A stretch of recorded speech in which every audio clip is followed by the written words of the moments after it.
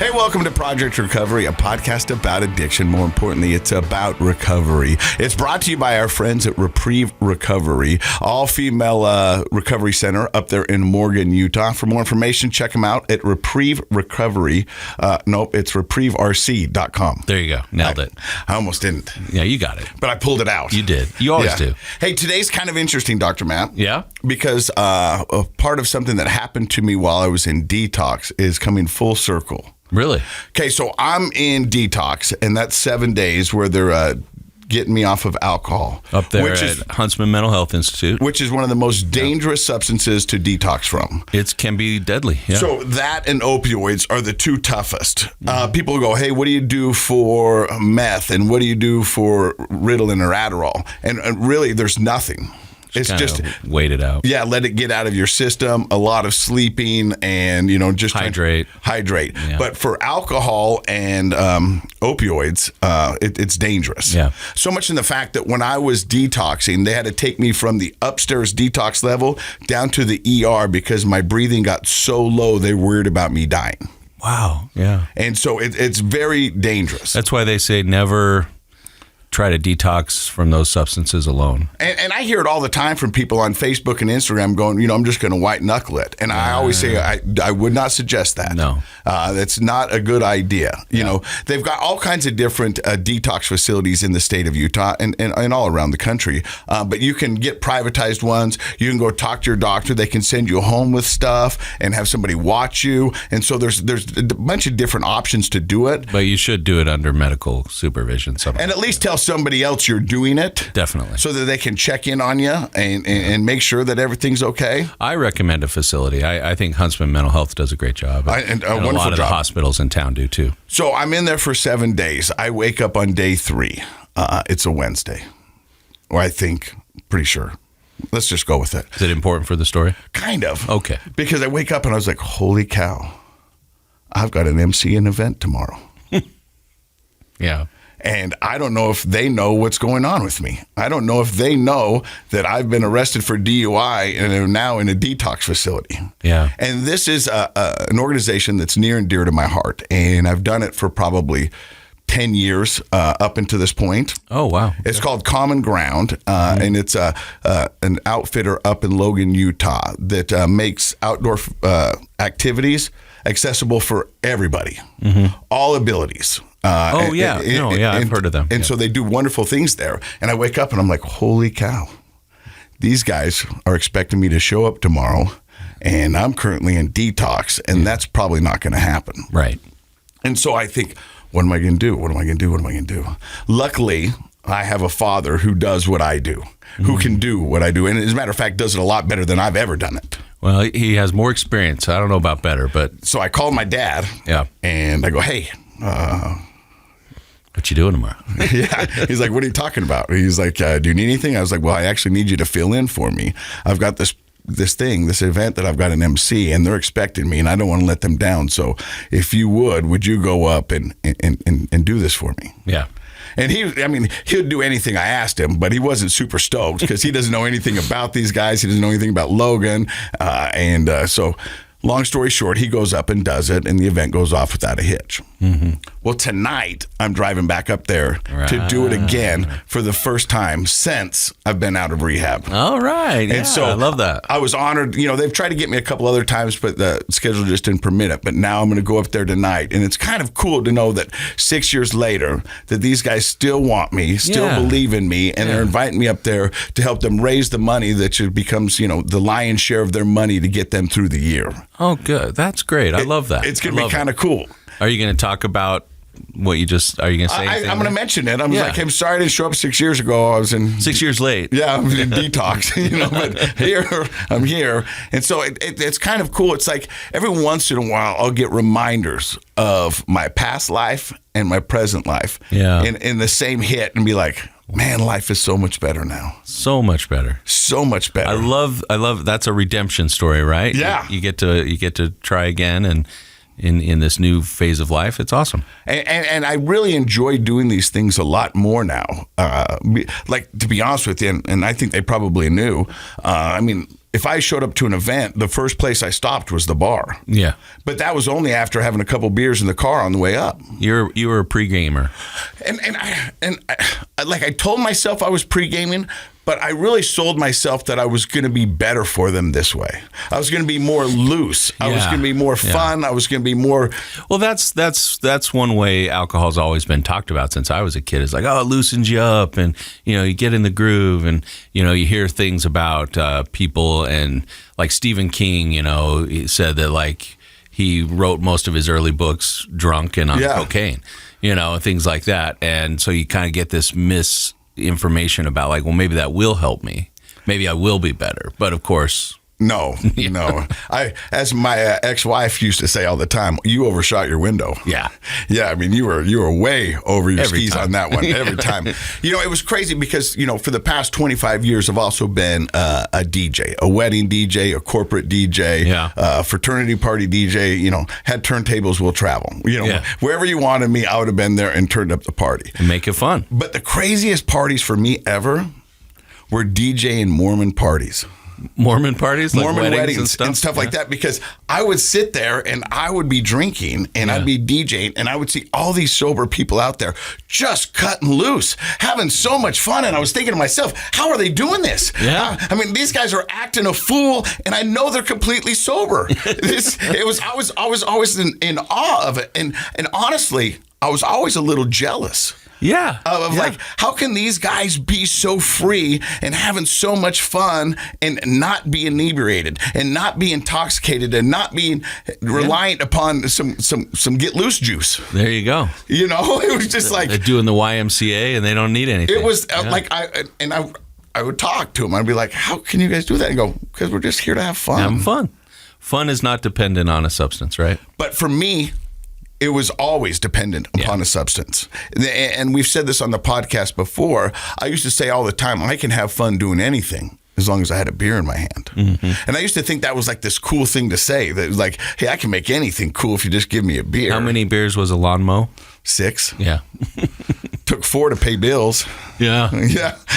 And so, but that was the thing, is that I now know what a sad statement that is. Yeah. Is that there's fun to be had out there all over the place. Yeah. And alcohol's not needed. Those kids at the wedding were showing you didn't need it to have fun. And having a great time. Yeah. I love that. It was amazing. Well, I'm excited for you. I want it next week. I want to hear a full report on the gig tonight. Yeah, it's going to be fun. Yeah. I always enjoy awesome. it. Okay, we have, what is this? We got one more thing. Uh-oh. Brought you something. It's got your name on it. Does it have a gift card in there? There might be. Really? Yeah. You don't have to give me a gift card. What's it for? Well, there might be more than one. What? Yeah. Get out of town. Why? Oh, you read it. Okay, hold on. Thanks. Think where man's glory most begins and ends, and say my glory was I had such friends. Y.B. Yeats. Dear Casey, thank you for bringing the fun to our wedding day. Your friendship and generosity will always be cherished. Matt and Ashley. Oh my gosh. I'm going to Ruth's Chris. You can have some steaks. Uh-huh. And you know what else? What? They got the best banana dessert. Do they? Oh, it is amazing. I've never had it there. It's a bananas Foster. The Foster. Okay, yeah, those are good. Get over here, you big log. Thanks, brother. I appreciate that. That is super nice. You brought the fun as the DJ to our wedding. Yeah. So I appreciate that. And no alcohol was there, and people were having a great time. We had a great time. That was Everybody amazing. had a lot of fun. You had a bunch of Mexican sodas. We did. We had sodas and other things like that, and we had a really fun time. Yeah, it was an amazing wedding. Yeah, thanks, buddy. Well, hopefully we have an amazing show for you today. I think we do. His name is Casey Braithwaite, and he's a bodybuilder, fly fisherman, a guy in active recovery, and we're going to find out his story in just a few seconds. And he challenges your flow. Oh, because he's got flow. So okay, let's get into this right now. So I met Casey on Monday. Yeah, we were doing a live shot at a gym called Hell's Gate Gym. I haven't heard of that. Where's that? It's in Murray. Okay. It's open 24/7. Whoa. And it's dedicated for those who really want to get their fitness on. Okay, that's why I haven't heard of it. Yeah, you go in there, and they've got machines that they've picked up from all over the country. They've got a machine that actually Arnold Schwarzenegger used in that video. What was it called? The pumping iron. Pumping iron. Yeah. Okay. And so it's an amazing. And I walk in and I meet Casey, and this guy is 6'2", yoked, 190 pounds. Right. He's got flowing locks. He's got got a mustache, and my cameraman goes, "Look at that! That's a much better looking Casey." It's Casey 2.0. Yeah. This guy Casey's leveled up. Yeah. He's taller, younger, and better looking. Yeah. And so when we were sitting there talking, what a lot of people don't know is when I'm doing live TV in the morning, I do a live hit at 5:45, 6:15, and 6:45. And then we tape one for the noon. But what we do is we hang out in between. And so we get to know the guests, we get to know what's going on, we pick our next segment and kind of go that way. And somehow I mentioned that I was in recovery. And I talked about my sobriety, and when, one of my standard lines is, when you're on the news and you make the news, does not make the news happy. And that's what happened to me. Yeah. And so we started talking, and then all of a sudden Casey goes, "You're in recovery?" And I go, "Yeah." He goes, "So am I." And so we started talking, and I told him about the podcast, and he goes, "Hey, if you ever need a guest, I would love to be on your podcast." And I was like, "Hey." Great. Since I only plan one day in advance, we could use you next week. Casey, when did you get your call? When did I get my call? Yeah.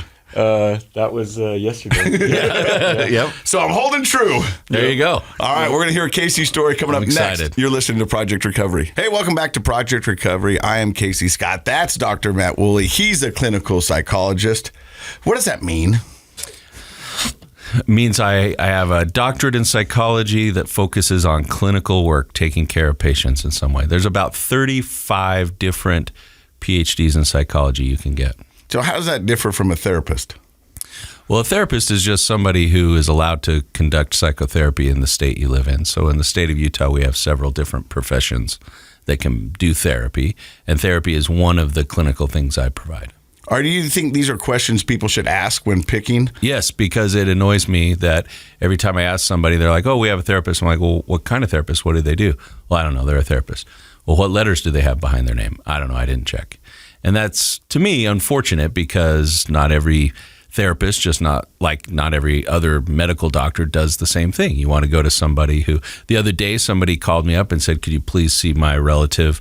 They're having struggles with eating disorder stuff." And I said, "You know what? I'll help you get to the right person, but I don't do that. That's not something I provide." Does that make sense? No, it makes 100%. And that's what I was asking when I said, what does that mean? Because a lot of people think therapist is sort of like a degree. It's not. It's a job. Like that's a service. Being a therapist is a service you provide. But in the state of Utah, you could be a psychologist with a doctorate, and there are a couple different types of those that can do therapy. And you could be a social worker who has a master's degree. You could be a certified professional counselor. You could be a licensed marriage and family therapist. There's a lot of different degrees, and what I learned in school is different than what they learned in school, and vice versa. And so, yeah, it's informed taking care of your own health care. Well, I think a lot of people pick a therapist the way they do a recovery center is from a recommendation from someone they know who's been through something similar. Yeah. And although that's a good starting off point, you really need to find somebody who's going to be specialized in your field, your needs, and make sure that you get what you need taken care of. Yeah, I would say, so tonight I'm going to have a phone call with another friend who referred somebody to me, but they didn't really know what they needed. So we're going to just have a consultation phone call for 15 or 20 minutes. Just to kind of help make sure if they come see me, I can provide what they need. And a lot of times I really enjoy helping get people to the type of provider they need. So I think you ought to ask. I mean, there's substance abuse counselors and people like that. Like, we all do different sorts of valuable services, but we don't all do the same thing. I love it. Hey, our guest today is Casey Braithwaite. We introduced him a little bit in the first segment, but where does the story of Casey begin?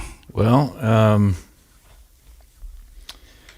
honestly, I think it really takes place when my father passed away when I was 15.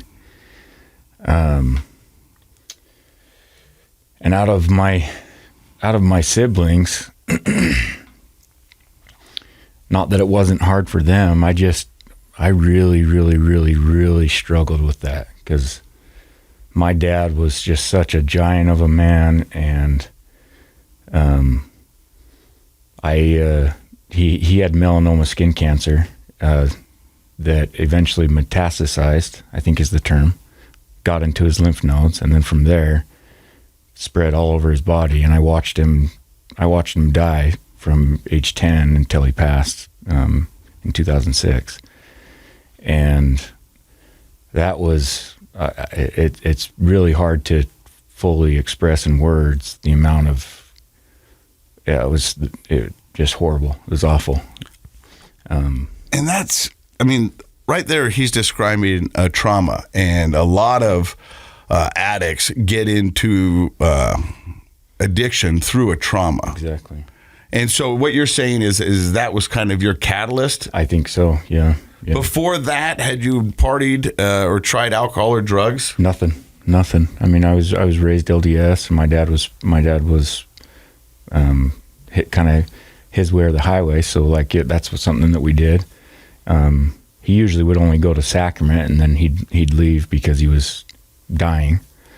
But that was something we did, and like I lived that way up until he passed, and then I completely shut down for a year and a half, and I was struggling making it to school, which just was making everything harder. My mother I wouldn't listen to her. It was my dad was what I grew, because she would say, do I need to get your father? Do I need to call your dad? And then that would immediately, no, because he was intense. He's a disciplinarian. Yes, he was very intense. I mean, to give you an idea, like his father got shot 11 times in World War II and survived, and had a list of medals that he was awarded because of his service. And he came back and lost his arm. He had a hook on his left hand, and he was a scary dude, and he was intense. I remember my uncle telling me he was 19 years older than my father, so there was a big gap there.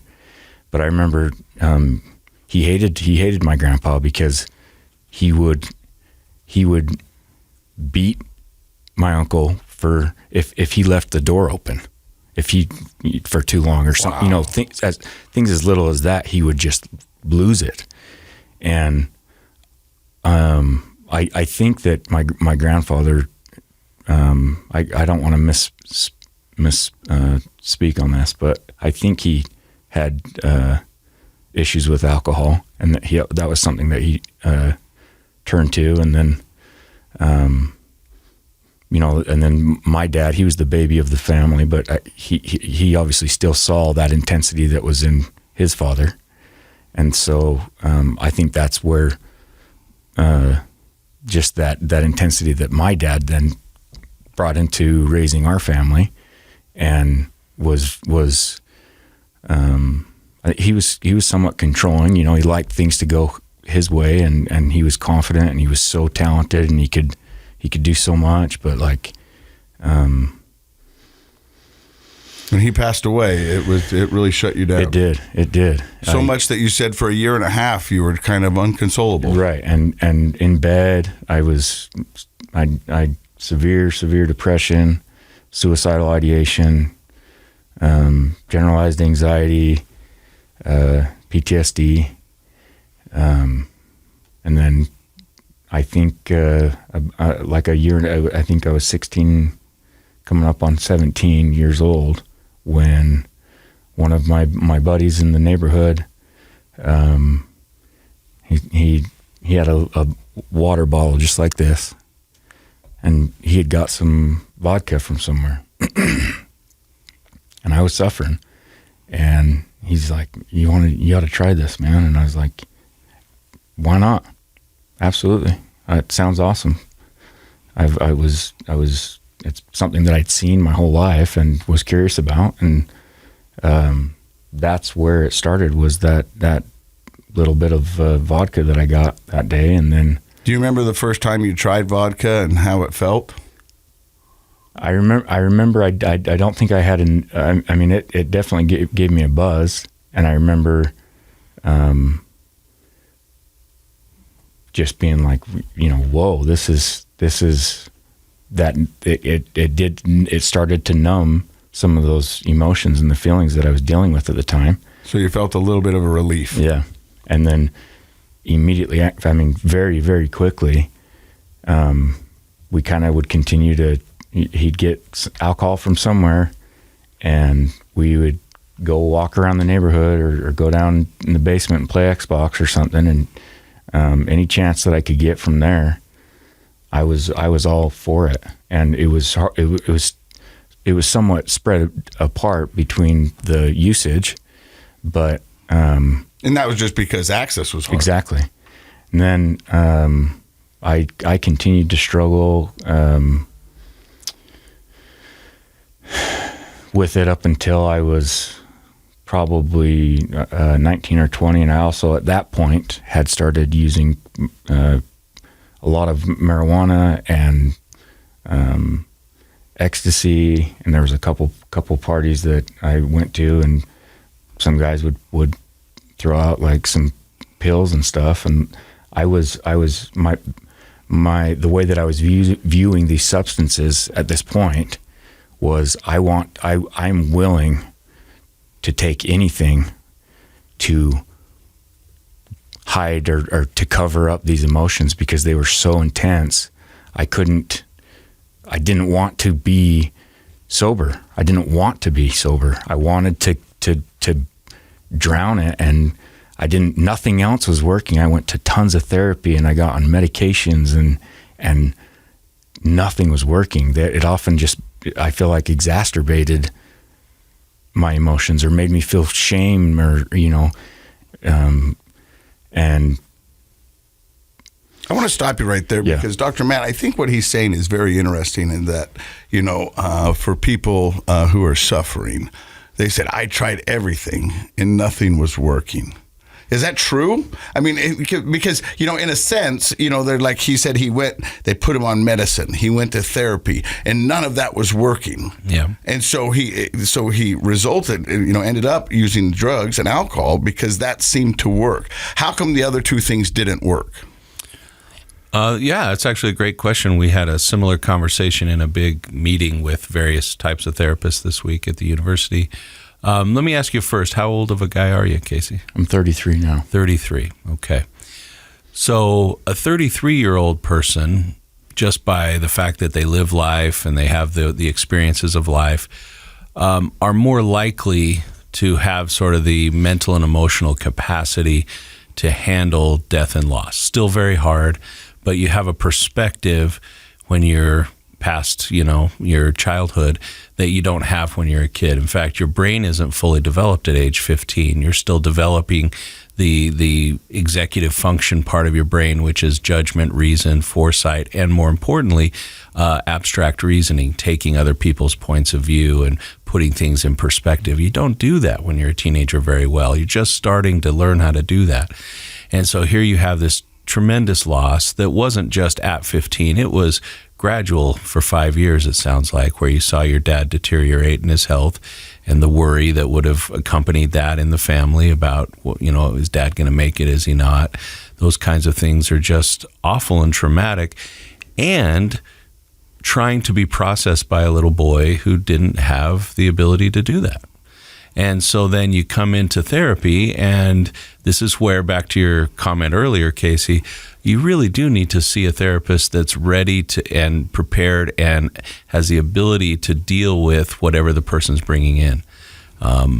In this case, I'm not going to put any judgment on your therapist, but I will say that they may or may not have been the right fit for somebody that age and dealing with those things. Mm.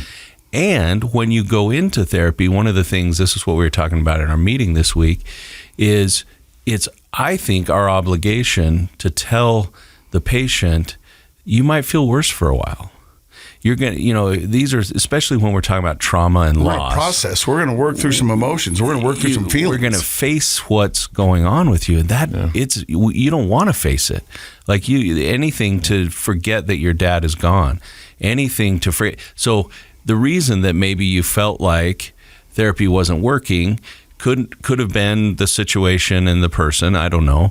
But for sure, it was as a kid, and especially at 15, when we're already kind of in a rebellious state and we don't want to be told what to do, you certainly didn't want to face that, and no fault of your own, developmentally, you just weren't prepared to face it. So I think there's a lot of reasons why teenagers, kids, and adults sometimes go to therapy and feel like it didn't work for me, right? And it's the opposite of numbing out. Going to therapy is like, I'm going to actually embrace this pain. You're going to feel the feels. Deal with it. Yeah. And, that is a big ask. And it's not lost on me as a therapist. Like, I admire people that will come in week after week and face those things and work on them. And I just hope I'm up to the task most of the time to help them. But, I have a ton of empathy for the 15-year-old you who was just reeling with this loss and had a 15-year-old brain to try to manage it. And it's nobody's fault. Yeah. But to answer your question, I would say that's my best answer why it wasn't really effective. And to be honest, the medicine part, and I work in a medical department, I'm not a medical doctor, but I have no problem with medicines when they're helpful and appropriate. That's a trauma loss, and I'm not sure that the medicine would have helped slightly, but what really needed to happen was really good working it through. And in trauma, we sometimes have to kind of keep coming back to things over time. So at 15 and 16, but then probably at 18 and 19 and at 25, as you get older, you need to reprocess like what's happened in my life that way. So it's kind of complicated, but I don't think it was your fault or really anyone's fault. It's just that was a tough ask to have therapy fix something like that. Right. So now you're 19, and in your own words, anything that's put in front of you, you're open to. Absolutely. Yeah. Just to numb out and not feel the feels. Yeah. But I know off air that you served a mission. How does that come around? I did. So this is somewhat personal, but I love to share it because it's and it continues to involve my father, who I mean, he's influenced me more than anybody ever will. And to backtrack just a little bit, before I got to the place where I wanted to go on a mission, when I was 17, I had a morning, because like I mentioned earlier, I struggled going to high school. I mean, he died September 13th. 2006, so it was a month into my sophomore year, and I think by the time I was a junior, I would have been about 17, and I remember I woke up one morning and went up to the medicine cabinet, and I had found some of his old painkillers, and I opened the bottle and I dumped a handful in my hand. And I remember thinking, all right, God, if like I don't want to do this anymore, but if I'm meant to be here, then I'll survive this. And I took this handful of painkillers, and I went into my first period class, and which was weird that I had made it to school that day and even got up and chose to go. But that in turn ended up burning a hole in my stomach the size of a quarter, and I ended up getting rushed to the nurse's office, and I was starting to gag, like I was feeling like I was going to vomit. And when this started to happen, I had totally forgot what I did, that I had took those pills. And she's thinking that I'm having appendicitis or something, and I remember her saying, if your mother's not here in 5 minutes, we need to call an ambulance, because something, we got to figure this out. Something serious is going on. And my mom was a school teacher and down at Highland Elementary at the time, and she was flying 100 miles an hour to get to Lone Peak, and she made it there before the nurse had decided to call an ambulance. We ran to the hospital. By by the time I got to the hospital, it was interesting too. I was in the fetal position the whole time I was in the nurse's office, and then when they got me out by wheelchair to my mom's car, they leaned me back in the car, and it like opened up my stomach, or that whole fluid started mixing up, and then I remember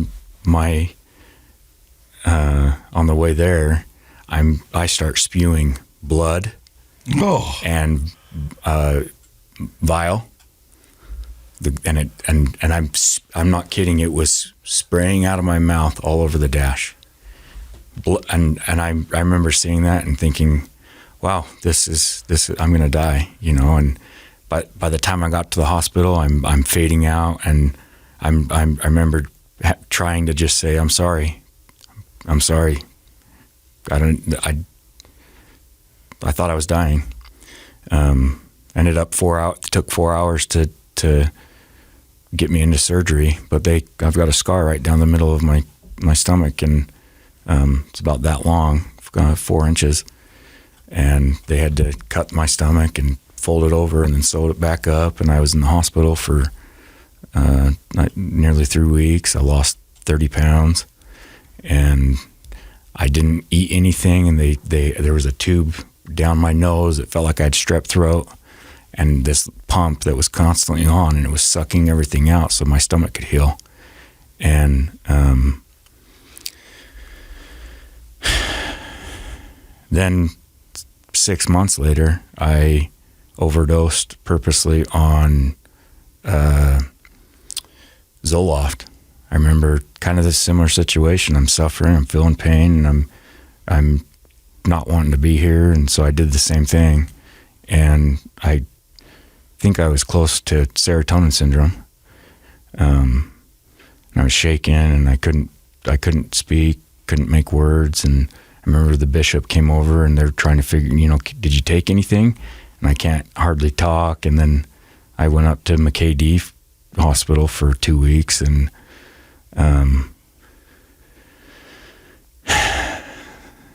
so it's tough for you, huh? Yeah. It was hard. It was tremendously hard.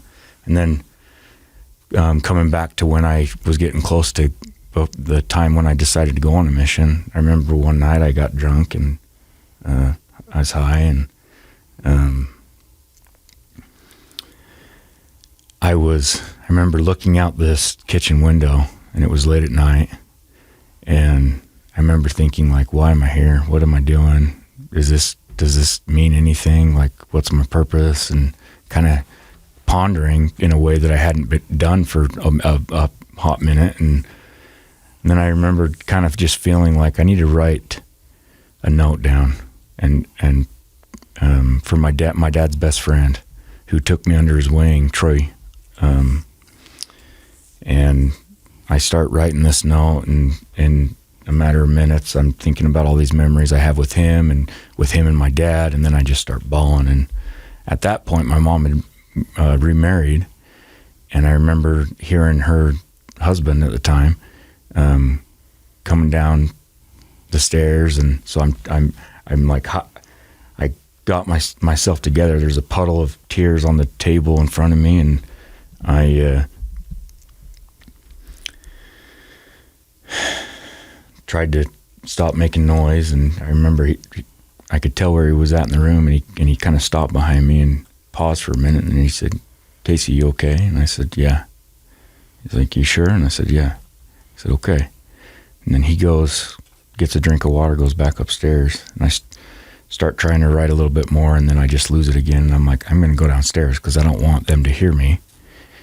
I go downstairs, and I sit on the couch down there, and I grab this pillow, and I just am screaming in it. I'm just, screaming into this pillow and sobbing. And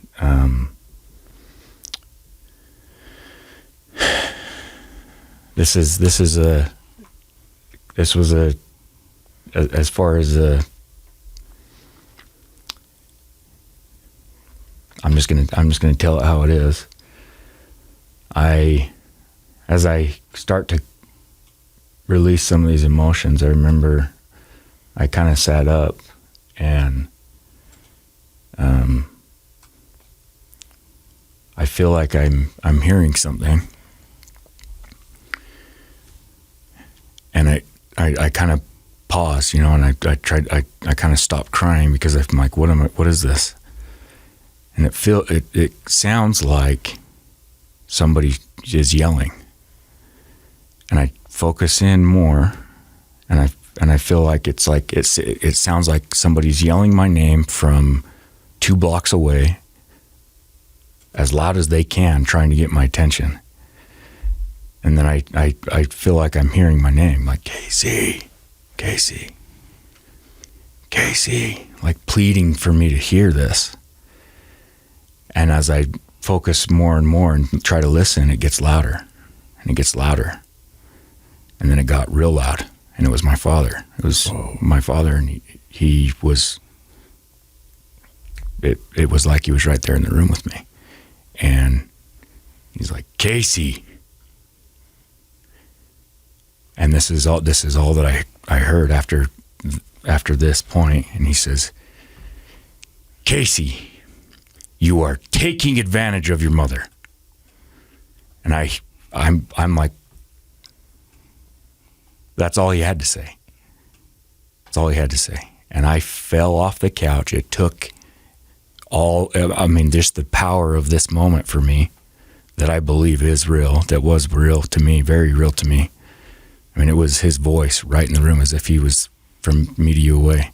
Oh. And that for me was like my first spiritual experience, real spiritual experience, and I didn't know how to take it. And I remember I ran upstairs, and I'm like, something just happened, you know, and I'm sobbing, and I'm happy because I feel like in that moment it solidified some things for me as far as what I believe in that my dad is aware of me, that he's close, and he's trying to help me. He's trying however he can with where he is. He's trying to help. And that is why I decided to go on a mission. And so I kind of got my act together for, it took me a year to get to the point to where they would allow me to go to the temple and all that stuff. And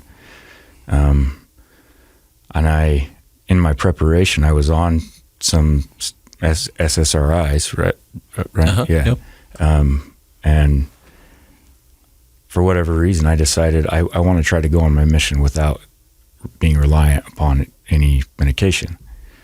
And I got my call, and that was an exciting time. And I was feeling, since my dad had passed away, I was feeling more excitement, and I was wanting and ready to do this. And I had no pressure outside of that. It was for me. I was doing it for me. I was doing it for in honor of my dad. And I go out to Independence, Missouri, and I hit the ground running, and I was sprinting. I wanted to do a good job. I wanted to go out there and help people and share my story thus far. And it was an amazing experience. But by the time I think I hit 4 months, I started to tank, and it was difficult, and it started to get really difficult. And I remember telling my president, this is going on, and I'm having a hard time getting up at 6:30, and he's like telling me, Casey, it's okay if you need to sleep in. I'm telling you as the mission president that you can sleep in. But for some reason, when I would do that, it just created this. I was feeling shame because I'm breaking a mission rule, and I wasn't doing as good as I was when I first got out, and We're pulling your weight. Yeah, and I felt like I was failing, even though that wasn't the case, because I had so many awesome conversations with so many people that I will forever be thankful for, even when I was suffering again. And then I had started meeting with the mission counselor, and I was having these interesting dreams that were scaring me, and I'd wake up and was having sleep paralysis issues, and just terrifying. And I'm telling him this stuff that's going on, and then I end up having a full-on panic attack in front of the counselor. And then I went back 2 weeks later and had another panic attack, again, right there with him. So he's seeing it take place, and then he's communicating with the president, and they say, Elder, it's time for you to go home. And this was around 7.5 months. And my president said, you've served an honorable mission. Your time here has been honorable. And I understand if you don't want to come back. So then I come home, and I am feeling, it was probably more shame and disgust for myself and a failure than I had ever experienced. For those of you who don't know, normally a mission is a 2-year mission. Right. And for you to come home at 7 months, normally people will come home for medical reasons. It sounds like... Well, even people who come home for medical reasons or any kind of health-related reason like you did struggle with a lot of shame. Yeah. I often talk to missionaries who come home early, and that's always part of what they need to overcome, because culturally it's very, expected of young men and now, young women to serve missions, and, you use the word honorably. That's part of the language. You want to serve an honorable mission, and that's a big word. And so I'm sure on top of everything else you were dealing with, that was one more layer of challenge that you had to, I'm not surprised you felt shame and maybe some embarrassment. Right. So when you get back home, you said you felt shame. Yeah. And that shame ultimately led to picking up right back where I was before I decided to go on a mission. Because what you've learned in your previous experiences, when you have feelings and shame and guilt, the only thing that takes care of it is drugs and alcohol. Exactly. Because you've tried therapy and that didn't work. Yeah. And there was periods, throughout the last, that I was still going to therapy, but I also wasn't being fully honest with my therapist. And I wasn't being explicit with my usage and what I was using. And because again, I was embarrassed. I was shamed, and so I was hiding it. And so you go back to partying. How long does it take to become a problem, or is it a problem right from the get-go? Well, I think honestly, I pretty much picked up to the extent of where I left off, the intensity, which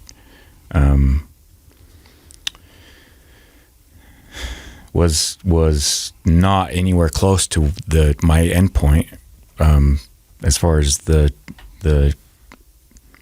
places that it took me down the road, which I'll get to.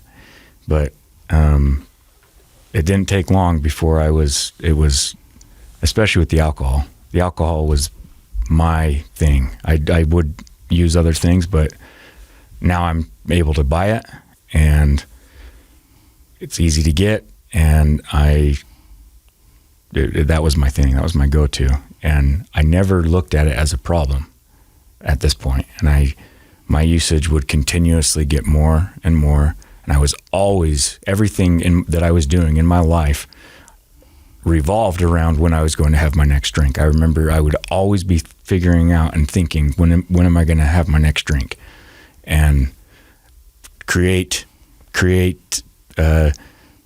scenarios. Yes, to where I would justify it, and that just continued to get worse and worse. And then I ended up having another mental break in 2015, where I took like 15 Mucinex DMs because some kid told me, "Oh, it's this fun high," and it messed me up bad. I'm not laughing because but it's just. But that's the craziness of this disease. That somebody would be like, "Hey, you want to take 15 Mucinex DMs because you're going to get this crazy high, and you'd be like, yeah. No, Yeah. I mean that's why I laugh. When you're not in the throes of addiction, Yeah, it you're like, sounds are you out of your ridiculous. mind? No, I'm Right. not taking 15 Mucinex DMs. Seriously. But when you're in the throes of the addiction, you're like, sounds like a good idea. Yep. And it was. But we're here to tell you it's not a good idea. yeah, It's No. not a good idea. No, it is not. It was not. It was, And so you took those, and what does that lead to your mental? So it put me into a mental break. I remember my scared the hell out of my sister, and she's rushing me to the hospital because I can't speak again. I'm slurring. She's like, "What did you take?" And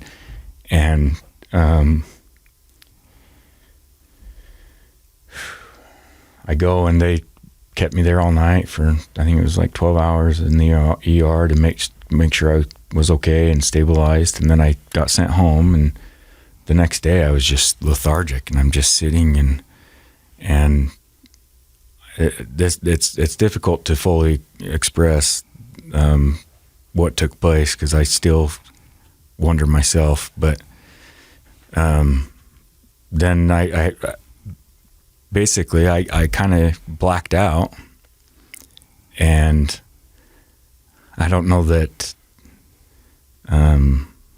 I don't know what to call this, but I was not there, but there was something there. There was something that was still speaking, and but it wasn't me. Like my conscious, it's hard to explain. I don't know. And it was scary for everybody, my family that was there, that witnessed this. It was really scary, and the police were called, and ambulances. And next thing I know, I come back too, and there's 15. There's some ward members and officers and firefighters that are holding me down, and I'm like, what is going on? And I was scared, and I remember I'm like, they're holding me down, and my veins are just going crazy, and I'm like freaking out. So that day and that experience then gave me a somewhat of an eye opener that something needs to change, and so I kind of started to go back to church, and then I tried to stop drinking alcohol for a little while and doing drugs, and this is where I met my ex-wife.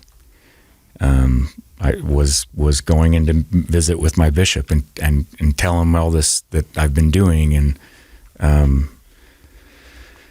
then I would have been 25.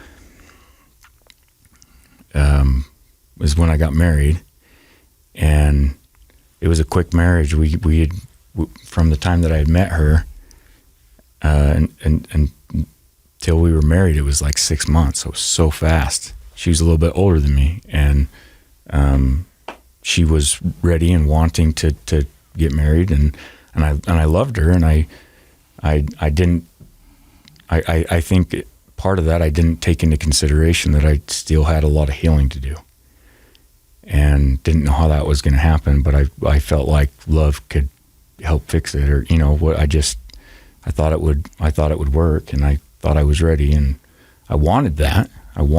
I've always wanted to start a family and be that, be a husband and father. And then she got pregnant a month into our marriage, and and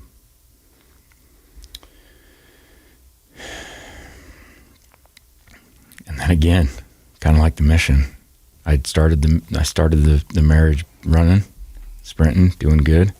Then I get burned out, and I start suffering. The depression takes over, and I'm shutting down, and I'm scared. Now I'm second guessing everything, and I don't know that I can be how am I going to be a good father if I can't even, can't hardly take care of myself when I'm in these holes. And that ultimately led to, and she really did everything that she could to help me, but for her safety and her sake and our daughter's sake, she decided it was probably best that we get divorced. And So now I'm in this cycle again, where once we got divorced, I was pretty. I don't think that I had a drink or anything that 18 months that we were married. But same kind of thing. As soon as she told me to leave, I'd moved down to St. George and was around her family. She came in October 31st of 2017. My daughter was 3 months. June 1st to October 31st. My math's off, but she's just a few months old, and here my ex-wife is saying, I need you to leave. And I can't do this anymore. I come home and she's filed for divorce, and I didn't do anything for 3 weeks. Then my cousin heard that I was back up there, and he'd been calling me, and I wouldn't answer, and he ended up coming over and getting me, banging on the door, and he's like, get up, get your stuff, you're coming with me. And which was good, and which is what I needed, but he also is an addict, and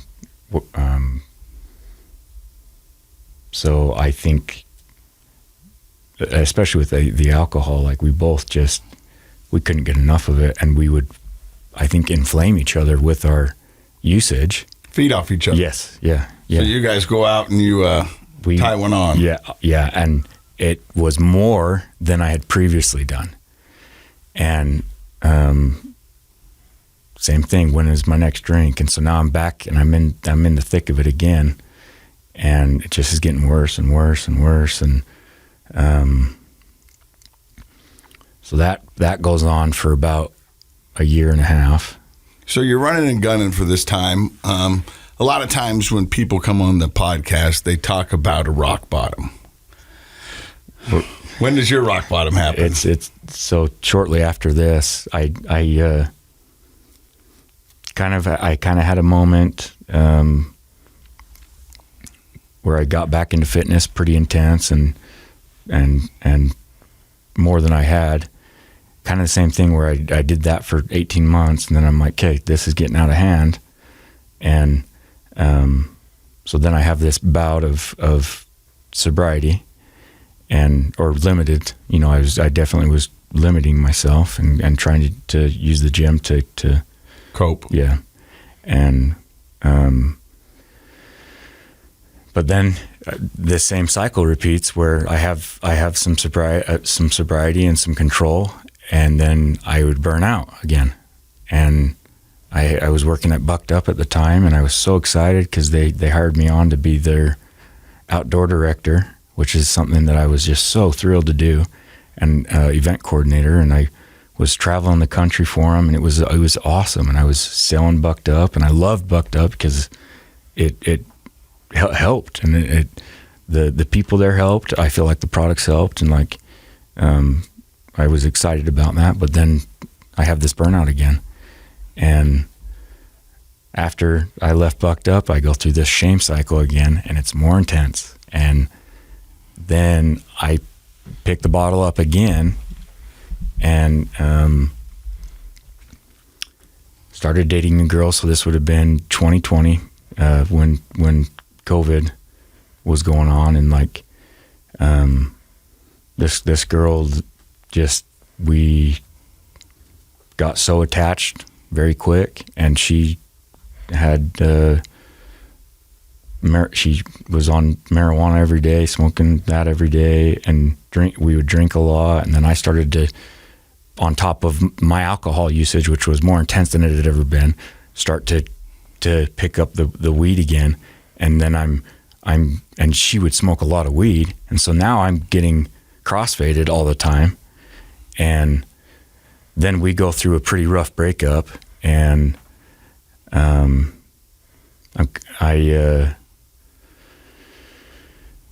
start to this perfect storm gets created. I had my ex-wife wanted me to sign my rights away, and at that time I thought it was a good idea because I was a mess, and I'm like, how am I going to be a good father for our daughter that had just been diagnosed with autism?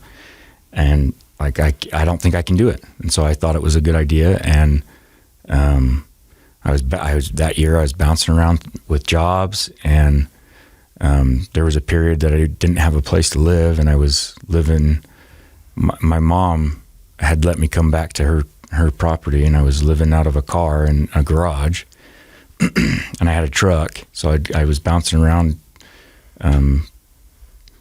not stable, and using more and more and more and more. And then I had a period where I had asked for a raise at the job that I was at, didn't get it, resigned. And I have this 2-week stretch where so my sobriety date's November 21st of 2020. That's the last time I've used alcohol, drank alcohol.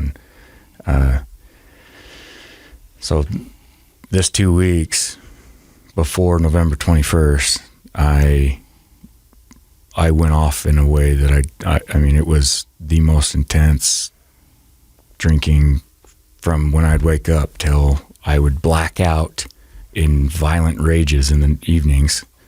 And the violence was becoming more and more directed towards myself. And I hated who I was. I did not want to be here anymore. And this is all just getting worse and worse. And 3 days before November 21st, I think,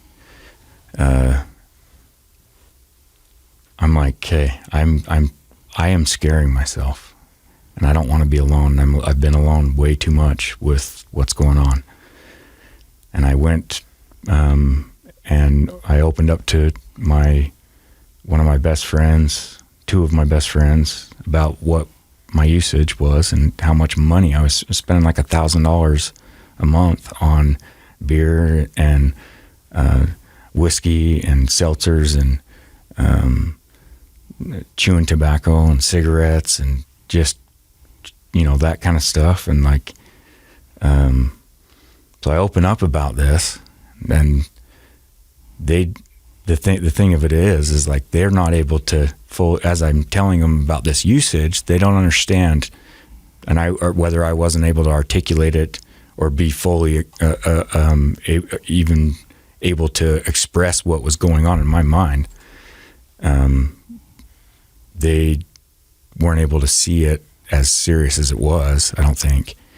And I was staying back at my buddy's house in Highland, and back at my mom's property in Lehigh, she has this man she was dating's grandson was getting married, and there was a reception, and I got to know him, and I had done some things outdoors with him, and so I told my buddies in Highland when I was there, I'm like, this is going on. He's like, well, why don't you go over there? It might be good for you. You might see some cute girls. You might, whatever. And I knew it was a bad idea because I had bought a trailer that I was living in that I had then left at my mom's property, loaded with alcohol. And I was like, kind of like, no, I don't know that it's a good idea or whatever. And he's like, no, you just try it. And then I finally got to a point where I was like, all right, I'll go over there. And I go get cleaned up, and by the time in that getting cleaned up process, I had 6 beers, and I go through the reception, which it's in the new barn that they had built, and my trailer's around the corner, parked in front of a garage, an exterior garage that's like 50 feet from the actual house. But I go through the reception, and I remember seeing my mom, and whether or not this is how she felt about me or I just remember seeing the way that she looked at me. It was like she just looked right through me, like just this empty look. And for whatever reason, that kind of sent me sideways. And I started to feel that rage, and I go back to my trailer, and I just start drinking one after another, after another, after another, after another, after another. And I estimate I probably had at least 20 drinks and whiskey shot, pulls out of a bottle. I would just drink straight out of the bottle like it was water. And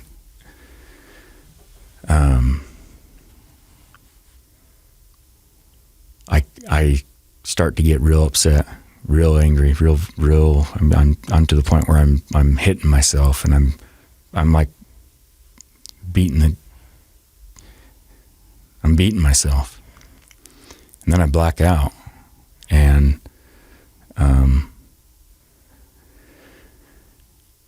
in my blackout, the start of my blackout,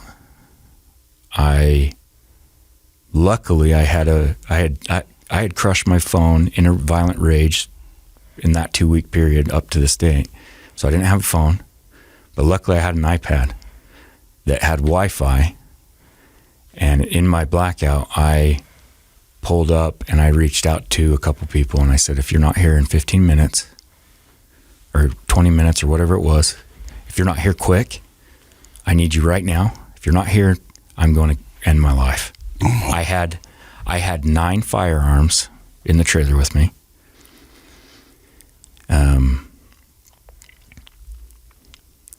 So my best friend is rushing to get over there. He comes right back past the house to my trailer, and we've only talked about this one time. He said he approached the trailer and knocked, and I didn't answer, but a voice answered and was talking to him. It was not my voice, and was saying some really, really, really terrifying things. And it scared him so bad, and he could not come in the trailer. Wow. He would not come in the trailer. And at that point, he said, okay, I don't know what to do, so I need to call the police. So he calls the police, and the officer pulls up and goes up to the house where my mom and her boyfriend are in the house. And the wedding's still going on? No, the reception had ended like an hour, okay, 2 maybe, tops. And the cop goes and says, where's Casey? And my mom's boyfriend, he said, well, I think he's in his trailer. I just saw him not too long ago, 2 hours ago. And the officer says, okay, we just got a call that something's going on, and he's threatening to kill himself, so we need to get to him right now. We got to figure this out. And so my mom's boyfriend says, well, just hang on. Just I've talked him out of a scary place before. Let me run out there. So he comes out to the trailer, and at this point I have a .357 up to my head. Oh. And the hammer's back. And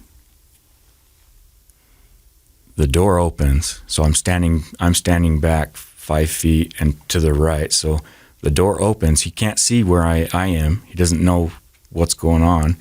He didn't knock, right? So he just opened the door, and I pull this gun off my head, and I shoot 2 rounds off in the floor in between me and him. And then I kind of come to.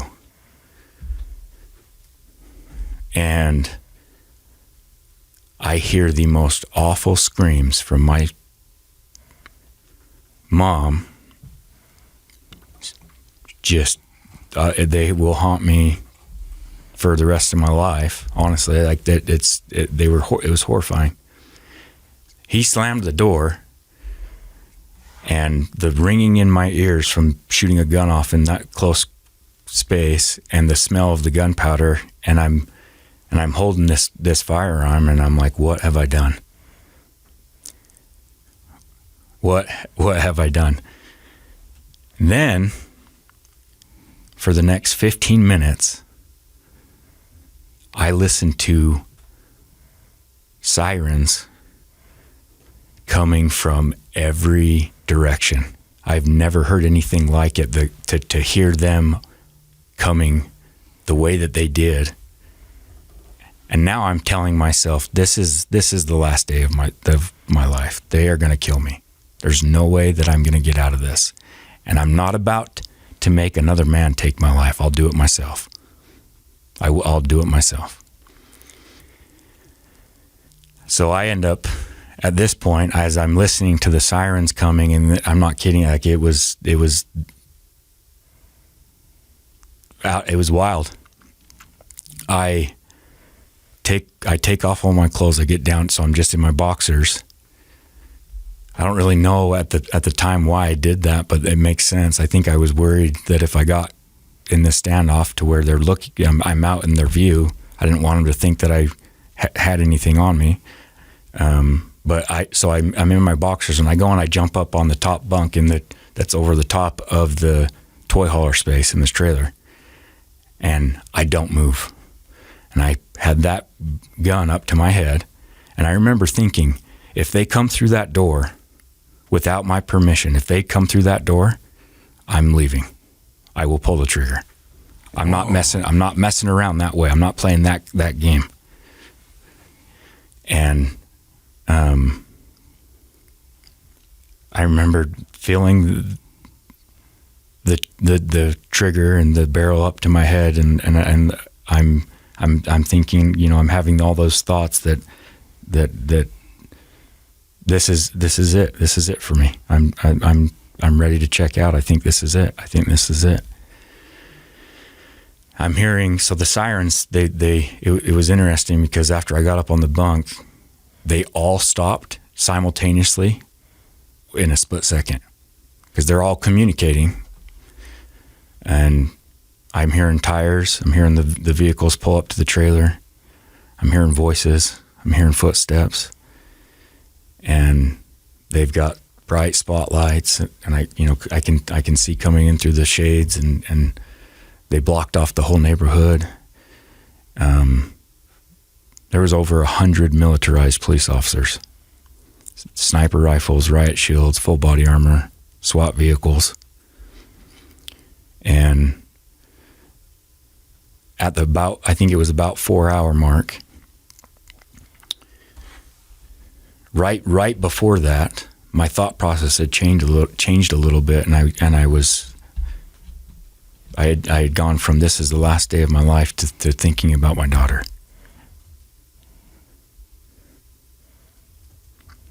And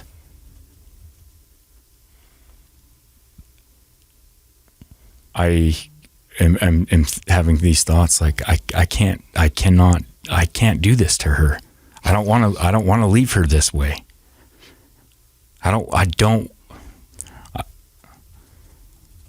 She's so young, and like there's so much more time that could be had with her. Like I can't do it to her. I'm not going to do it to her. And then at that 4 hour mark, I hear an intercom, super loud. This voice comes on and says, "This is the Utah County Sheriff's Department." And he said, "Casey Braithwaite, are you alive?" Because they didn't know if I had already offed myself. And I reached my hand up and I turned the vent to open that vent up. And I yelled out, and I said, "Yes, I am alive." And I said, "Please don't kill me, you guys. I don't want to die. Please don't kill me." And he said, "Casey, we're not going to kill you if you do exactly what I tell you, and you do it right now." And I said, "Tell me what to do." He said, open the front door and put both your hands out very slowly. And I said, "Okay." And I go down and I do that. I open the door, the trailer. I put both hands out. And he says, "Take 3 steps out and face away from my voice." put your hands up high in the air. And again, I'm in my boxers.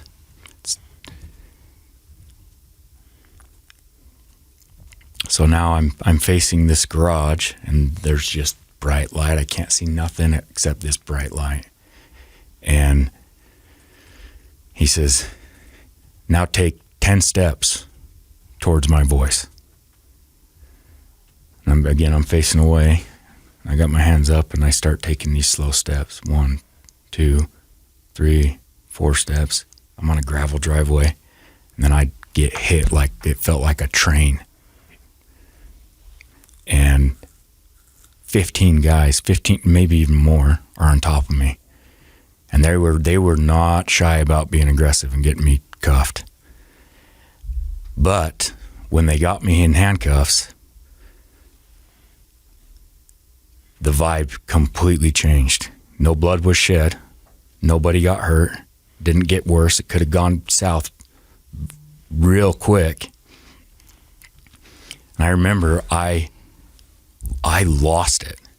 I lost it. And I am like wailing.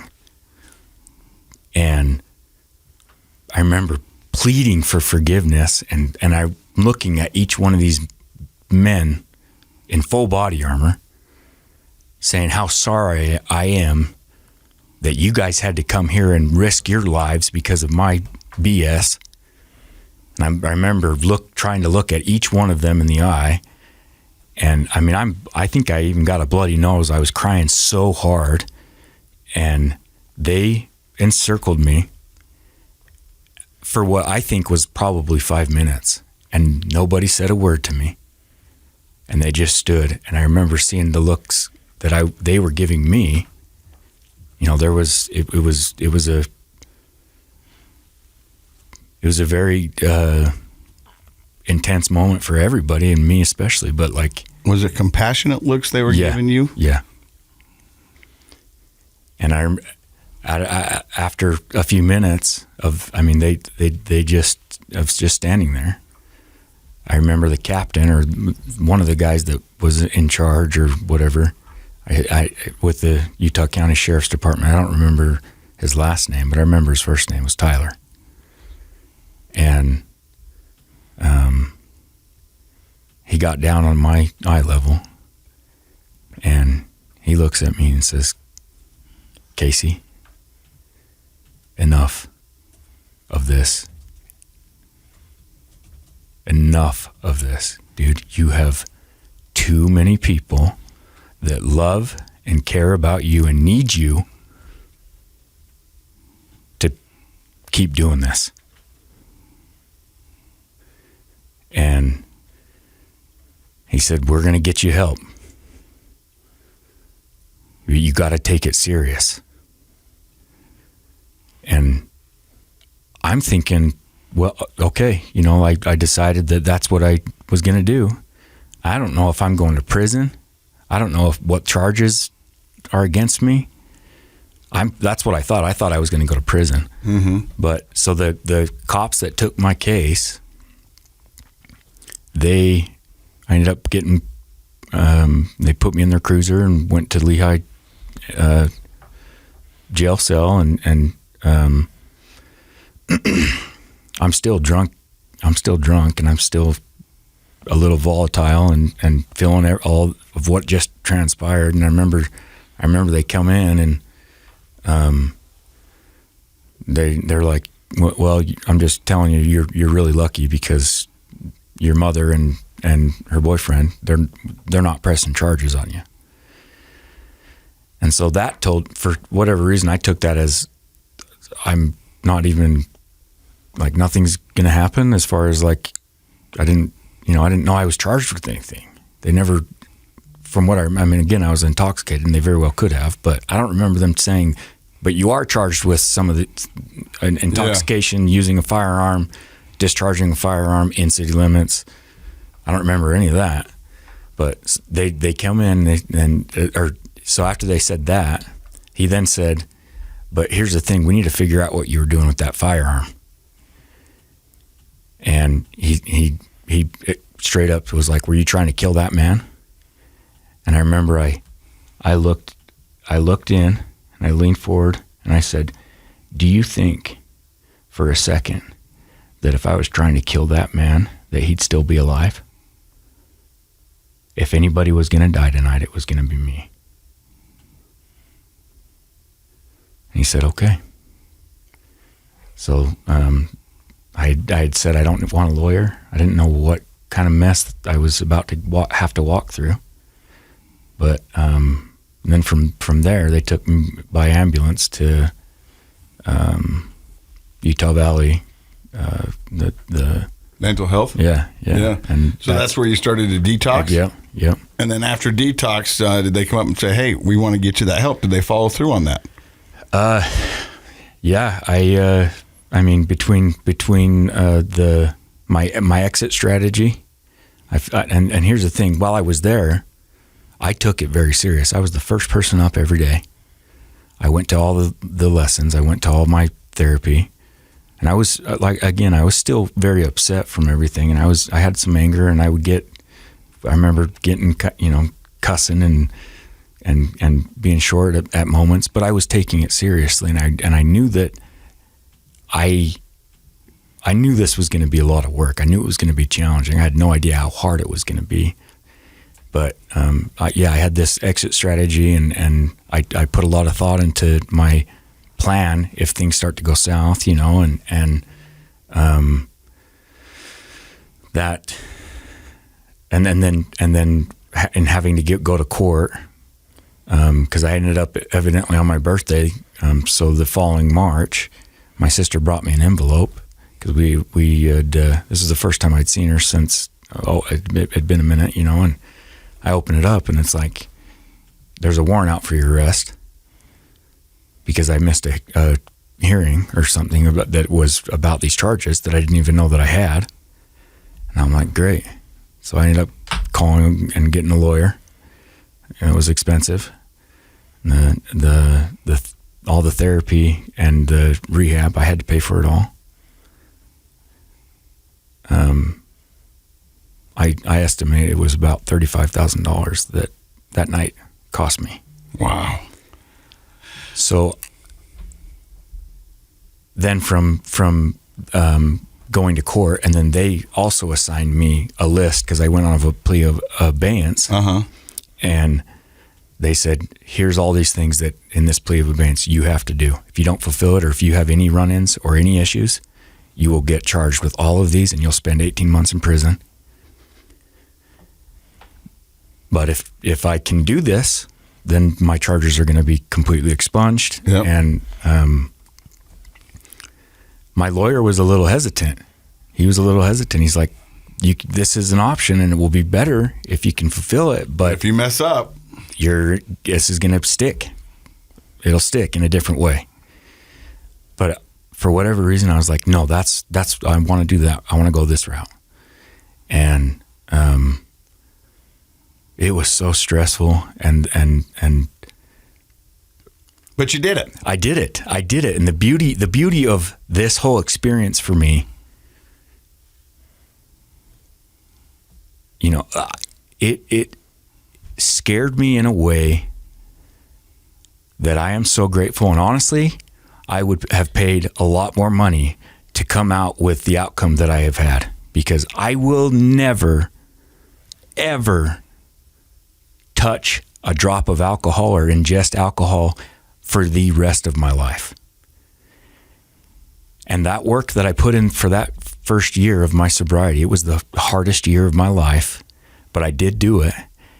And then I began to see, wow, if I could make it through this, like, I can do some hard things. Yeah. And then to figure out in the next year and start to believe that I am capable and not be hiding behind this substance, because I don't think like I had been able to really experience living as a healthy adult until I went through that year of work. Then I'm starting to think differently. I'm processing all this emotion and all this trauma and all this pain that I have caused everyone, that has been caused from other people to me, my dad, I'm able to think about it in a way that I have gained so much understanding, and now I'm in a position where I do understand it. I understand it and I get it, and I look back on it all from a place of love for myself and my experiences, and I am so grateful that I didn't give up. And some of the conversations that I've been able to have now, I mean, every single day since then has been a blessing, and I have really been able to see that and feel that and know, like, my life's not over. Like, I could be gone. I could, that the second year of my sobriety, I decided to do a bodybuilding show, and I loved that, and that was so good for me, and because I wanted to start to push some of my boundaries, and my comfort zones, and I learned a lot and gained a lot from that. And then the next year was the best year of my entire, I would say, my entire life, and hands down the best year of my adult life. And I was doing things that I loved, and I was out in the mountains a ton and chasing these trout and some of the most beautiful places in the western states, and not just here in Utah, and just I was living and doing things for myself, and I just felt like I was taking off exponentially. You know, this is an amazing story, and like, I am so glad that you have shared this with us, because what's been interesting is to watch you tell your story. Because the first part was a little bit tough for you, because you were still feeling all the emotions. But the guy who's talking right now, he's lighting up the room. His face is smiling. There's a color in your face. There's a lightness in your eyes. And I can tell that recovery has meant something to you, that it means something, that you have gained something from it. And I'm so glad that you're here today to share your story. And I think you're 100% right that you can do hard things. You know, and the things that you have done in the past were hard, but what they say in recovery is choose your hard. Mm-hmm. You know what I mean? And this hard is rewarding. You know what I mean? I mean, it's beautiful. The life we can create for ourselves after addiction is beautiful. It's amazing, bro. Yeah. I mean, I'm looking at you, and this is just, it's amazing. And I know how hard it was for you to tell that story. And it's a beautiful story. And, you know, I felt you feel everything as you told that story. It was amazing. Well, you mentioned your dad's intense. I think you might have inherited that part from your dad. I think that's true. But isn't intensity wonderful when it's focused on positive, productive things? It is. Because I'm feeling your intensity now, but it's very positive. Yeah. And that intensity is, I think, something that's common for people in recovery. Mm-hmm. That's how it's such a beast to overcome. Yeah. You have to be an intense personality to do it. Yep. And I appreciate tremendously that you came on and shared your story today.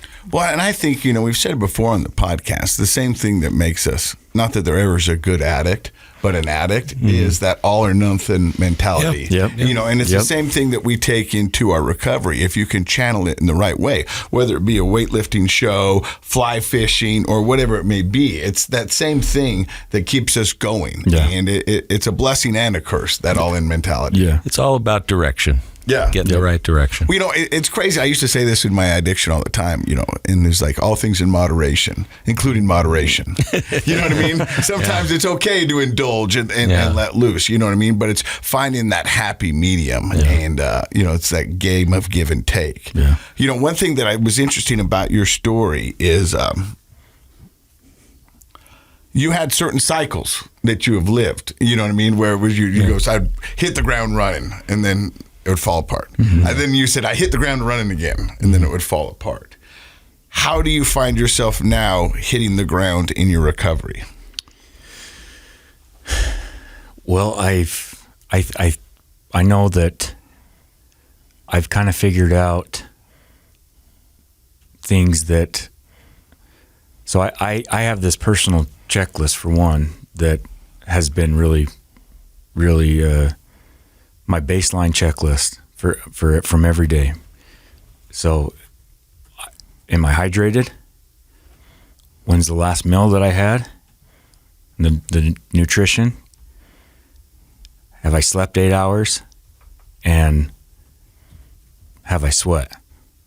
Have I moved my body? If I'm doing those 4 things, and I'm doing that regularly every day, as often as I can, that baseline right there, it's hard for me to not feel good and not have energy if I'm maintaining those 4 things. I love it. That's pretty genius. I mean, it's the simple things. It's Seriously. the basic things. Well, in therapy, we talk a lot about trying to help people develop personal insight. And you just shared a really powerful personal insight. You know those 4 things are your baseline. Yeah. And if you do those 4 things, you're going to feel good. Yep. And that is gold for a person who wants to be productive and be in recovery. So before we end the podcast, Dr. Matt, your thoughts on KC 2.0? Well, shame is a destructive force in our lives. And I think you, through that cycle that you talked about, demonstrated to the listeners just how destructive shame is, because shame lays us low and discourages us from working to develop ourselves and become better. Nobody's perfect, and that the good news is you don't have to be perfect to be happy. Perfect isn't a real thing. But shame can convince us that we're not worth anything. Yeah. And recognizing that as a person gets older, that's one thing right there to work on. We talk about a lot of other things in life, depression, anxiety, substance abuse, but so many people carry shame around with them, and it stops them from becoming the best that they can be in so many ways. So I appreciate you highlighting that's a powerful force and one that can be overcome. Yes. Now, you probably know this because you're educated. Brene Brown, she does a whole series on she does a great series shame and guilt and the difference. Could you real quick just go over the difference between shame and guilt?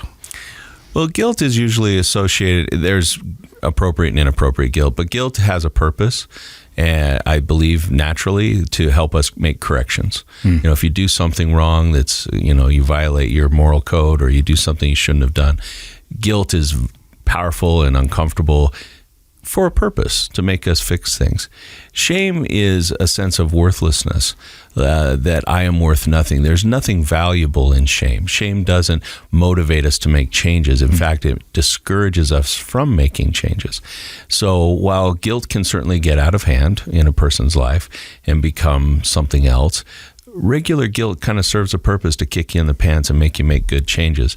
Shame pulls you down, weighs you down, makes you feel a sense of worthlessness. And so there is a big difference between the two. Everybody has worth out there. And I want to say thank you very much, Casey, for stopping by and sharing your story. Absolutely. I think your story is going to be instrumental and very helpful for many out there listening. So we appreciate you taking the time and sharing it with us today. It was a pleasure to be here, you guys. Thanks for having me. Thank you. And thanks again for stopping by and listening to another episode of Project Recovery. And in case you forgot, Project Recovery is what? It's a KSL podcast. Do we look alike? Yeah. You look great, Casey.